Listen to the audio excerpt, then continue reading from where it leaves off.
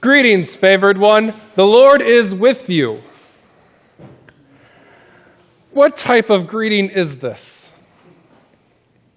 This is the problem Mary's facing.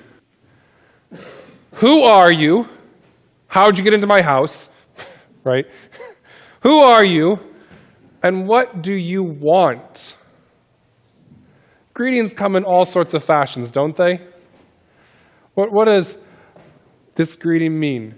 I mean, we have your very normal greeting of hello, but hello could mean lots of things.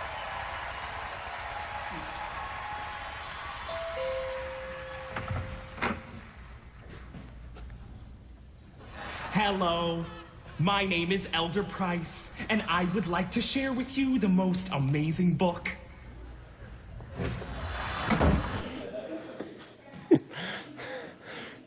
Even hello can leave you wondering, what type of greeting is this? I mean, is this a good greeting? Why is the angel here? Not all greetings are pleasant.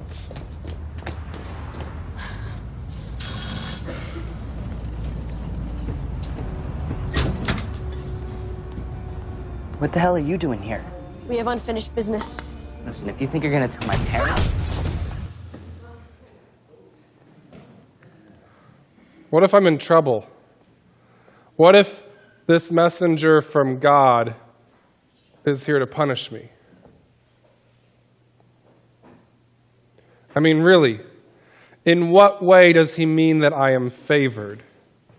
Why am I chosen for this greeting? Photo printer. SD card. Good afternoon. My name is Russell, and I am a wilderness explorer in Tribe 54, Sweat Lodge 12. Are you in need of any assistance today, sir? No, I'm doing fine.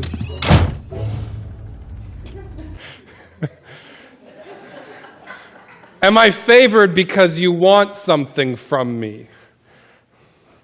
Most likely, I think this is the type of greeting that I gave Bob Gerstenberg this morning, which is the one where you walk in the room and he assumes that when you come up to him and you say his name, that you want something from him, right? It's the type of greeting that when you hear your name, you just know you're being volunteered for something. Mary, oh, I'm glad to see you. Look, I've got this thing that needs to be done, and you're going to be perfect for doing it. That's what the angel's greeting sounds like to me, isn't it? But then again, I've never met this angel before. It is possible they got the wrong Mary. And if there's anything going on in my head right now, it's please, Lord, let it be the wrong Mary. Please, Lord, let it be the wrong Mary. Boa noite. Senhor Barros? Sim. Eu estou aqui a pedir as mãos de sua filha. O quê? Você quer casar com a minha filha? Sim. Anda cá depressa, está o homem aqui à porta. Ele quer casar contigo. Mas eu nunca o vi mais gordo. Mas o que é que isso interessa? E agora vai vender um gajo qualquer, não? Vender? Mas quem é que fala em vender? Eu até lhe pago. Desculpa, eu falar da outra filha, a Aurélia.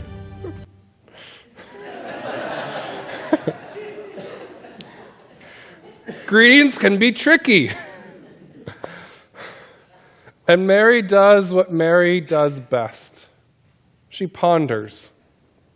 What sort of greeting might this be? Have you ever found yourself pondering? And particularly, have you ever found yourself wondering about the future? In your visions of your own future, what does it look like? Is it good or dreadful? Is the world better or worse? Is your life better or worse? Have you become a millionaire or are you broke on the street?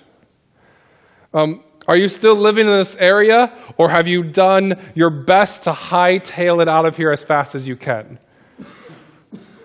Are you retiring next door in the house you're in, or are you going down to Florida? There is a lot of unknowns about our future. Mary is left with lots of questions at the end of this story. But here's my question. What do you know about your future? What do you know for certain about your own futures? What do you know for certain about the future?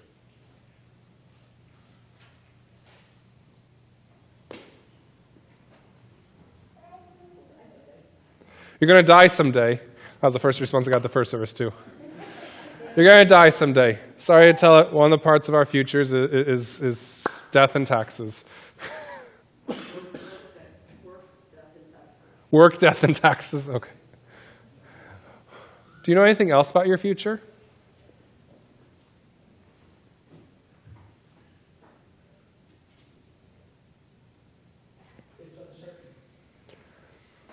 Is it?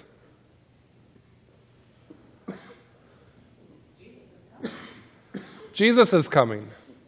We have this future that God gives us that says that no matter what happens, it will ultimately result in the reign of Christ and a new heaven and a new earth. This is a certainty within our faith of the future. We have a future that God says that we are blessed in. We're also told that there's going to be a lot of violent resistance to this future. And yet, the future will involve a day in which there will be no more reason for crying. And we have a future in which, even though we may die, we will live forever. Mary is pondering her future right now. There's a song called Mary, Did You Know? Do you guys know this song? Mary, did you know? Mary, did you know that your baby boy would one day walk on water? Mary, did you know that your baby boy would save our sons and daughters? And the answer to the question in the song is yes! Yes, Mary knew. The angel told her. It's in the Bible. It said, he will come to save Israel. Yes, Mary did know that her baby boy would save our sons and daughters. Yes. She knew that Jesus was going to save the world. But that didn't make it any less of a mystery. Because she didn't know how. She didn't know the specifics, the details. She only knew the broad picture.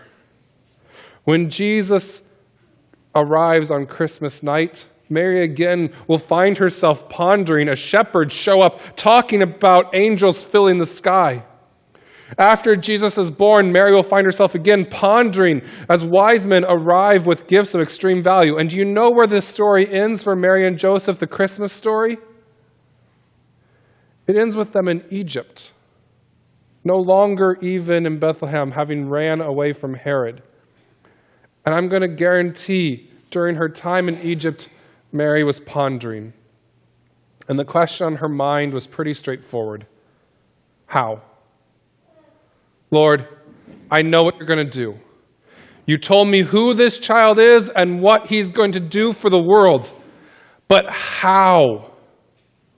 How are you going to use what people, the rest of the world, perceives as a bastard child of a teenage mother who's living in a foreign country as a refugee to save your people?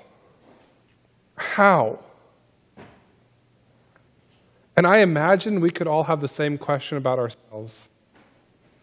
How are we going to make it through this year? There's not much left, but still, how? How will our marriage last? How am I going to meet Mr. Right? How am I going to pass my test? How will this world survive everything that's happening to it?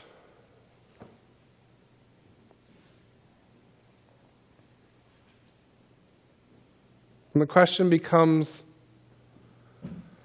well, what sort of promise did you receive in your baptism? What sort of greeting was it when God said to you, welcome, child of God? It was a good one. That's what sort. Your life is wrapped up in a promise, a divine promise. Being named child of God isn't just some name you tack on at the end as a good luck charm. It's a promise that you are part of a kingdom, that you're part of this family, that your life has purpose and value, that you are blessed, and that your life is part of God's plan for salvation. Your life is part of God's plan for the salvation of the world. But there are moments, it may be this one right now, it may be another one in your life at some point. There are moments where we're going to be like Mary, begging the question, how can this be? Have you seen my life lately, God? Do you know what's going on in it? How are we ever going to get from point currently right now to point where you have promised us to end up? How can this be? That's the question Mary had. How are we going to get from lost in Egypt to saving your people? And the voice of the angel, I am sure, returned to Mary again and again as she pondered all that would come about. The angel saying to her, nothing will be impossible with God. Nothing. I don't know where you find yourself this Christmas. I know Christmas